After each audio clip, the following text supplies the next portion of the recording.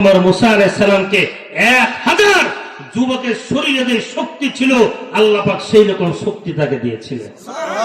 এমন থাপ্পড় মেরেছে মুসার ফেরাউনের মুখ ঘুরে গেছে। সুবহানাল্লাহ বলে এত যেমন সেমন বাচ্চা না, এতটুকুর বাচ্চার থাপ্পড় এইরকম বলে মর্নিং সুজ দ্য ডেজ, দিনের প্রভাত বলে দেয় দিনটা কেমন যাবে। ফেরাউন বলে এই বাচ্চাকে দুনিয়ায় রাখা যাবে না, এই বাচ্চা তো জেনে তো না। আম্মা জান আসিয়াকে আল্লাহ বুদ্ধি ঢেলে দিলেন।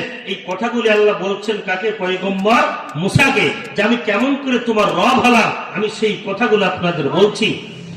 ফিরাউন যখন এই শিশুপুত্র মুসাকে দুনিয়া থেকে বিদায় করে দিলেন, আসিয়া বলে হাত করো, তোর তো আল্লাহ বাচ্চা কাচ্চা দেয় নাই, সন্তান দেয় নাই, তো তুমি সন্তানের মর্ম বুঝবা কি? অন্তত পক্ষে আল্লাহ যেহেতু না চাইতে চাঁদের চেয়ে ফুটফুটে নবীদের চেহারা যেমন সেমন হতে পারে। কথা বলে না কেন? পাওয়ারফুল নবীদের ভিতরে 4 জনের একজন পয়গম্বর মুসা। আল্লাহু আকবার বলেন। নবীদের চেহারা এমনিতেই সুন্দর, তারপর মায়াবী, তারপর আল্লাহর খাস রহমত। বলে তুমি এই বাচ্চাটাকে মেরো না, এটা সাধারণ কোনো বাচ্চা নয়। ফেরাউন বলে যে আমি এটা যে সাধারণ বাচ্চা নয়, পরীক্ষা করব কিভাবে? এক জায়গায় আগুন জ্বালাবো, আর এক জায়গায় সুন্দর পরিচ্ছন্ন ফুল বাগান সাজাবো, এই বাচ্চাটাকে ছেড়ে দিব, যদি আগুনে হাত দেয় আমি ধরে নেব যে না বুঝে মেরেছে, আর যদি ফুল বাগানে হাত দেয় বুঝে নেব যে এটাই সেই বাচ্চা।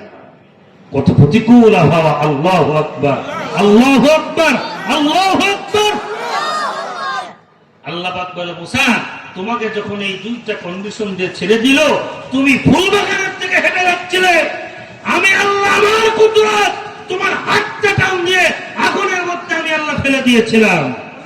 ফেরাউন বলল আসলে যে বাচ্চা মানুষ না বুঝে মেরেছে গো। সুবহানাল্লাহ বলে, না বুঝে মেরেছে। বলে তাহলে এই বাচ্চাটাকে আমরা লালন পালন করি। কথা শেষ। এই বাচ্চাটাকে আমরা লালন পালন করি। এইবার মুসা আলাইহিস সালামের স্ত্রী আম্মা জান আসিয়া বড্ড বিপদে পড়ে গেল, কারণ তার তো বাচ্চা নাই, তাহলে তার বুকে দুধ থাকার কথাও না, ঠিক কিনা বলেন? এই বাচ্চাটাকে দুগ্ধ পান করাবে কোথায়? খায় আমাদের বাচ্চাগুলো গরুর মতোই আচরণ করে। কথা বলেন? আপনাদের সমাজে আমাদের আল্টামাটার মা বলে না, তাদের শরীরটাকে ঠিক রাখার জন্য বুকের দুধ বাচ্চাদেরকে খাওয়ায় না, আমাদের কানে ধরে বলে ডাঙো আনো। আমরা বেহায়ার মতো, আমরা কৃতদাসের মতো, ওনারা চেয়ারম্যান হুকুম করেছে, আমরা চকিদাররা ডানো আনে খস। আর 2 দিন পরে ওই ছেলে আমার সামনে, মায়ের সামনে, বাবার সামনে বান্ধবীকে নিয়ে শুয়ে রয়েছে। বলে কেই গো তোরা কি করিস? বলে আমরা একটু গল্প করতেছি।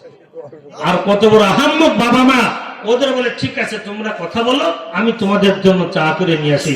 ওরে বরাবর নি, তুই যে চা করতে গেলি তোর মেয়েটার যে আলু ভর্তা বানাই ফেলবে। কথা বলেন? ও হাজি সাহেব, তোমার ভাইয়ের ছেলে এসেছে, ইউনিভার্সিটিতে পড়ে, আর তোমার মেয়ে কলেজে পড়ে। এই যে দুটো তুমি দিয়ে বললে মনি তোমরা কথা বলো, তোমরা তো ভাই বোন, আমি তোমাদের জন্য রান্না করে নিয়ে এসে চা করে নিয়ে আসি, তোমার মেয়ের যে আলু ভর্তা বানাই ফেলবেন। রাগ করি না, আমি জানি উচিত কথা বললে মানুষের রাগ হয়। পয়গম্বর মুসা আলাইহিস সালামকে রাজ দরবারের পক্ষ থেকে তাকে অনেক উপটৌকন দেব। 1000 মহিলা একত্রিত হলো। একদম শেষ কথা, 1000 মহিলা একত্রিত হলো, প্রত্যেকের বুকে মুখ লাগায়, কিন্তু পয়গম্বর মুসা কারোর বুকে মুখ লাগিয়ে দুধ পান করে না। সুবহানাল্লাহ বলবেন না? দেখেন নাই ওলামায়ে কেরাম হাজারো নির্যাতন সহ্য করেছে, নিপীড়ন সহ্য করেছে, কিন্তু বাতিলের সাথে মাথা নত করে নাই, বাতিলের সাথে আপোষ করে নাই। আলেমদের চরিত্র নবীদের চরিত্রের মতো হবে, তারা মরবে, মারবে, না খেয়ে মারা যাবে, কিন্তু বাতিলের সাথে তারা আপোষ করতে পারে না। 1000 মহিলাদেরকে বুকে মুখ লাগায়, কিন্তু মুসা আলাইহিস সালাম কারোর বুকে মুখ লাগাই না। আল্লাহ পাক মুসার বোন, ওই যে মরিয়ম, মনে আছে কথা আপনাদের?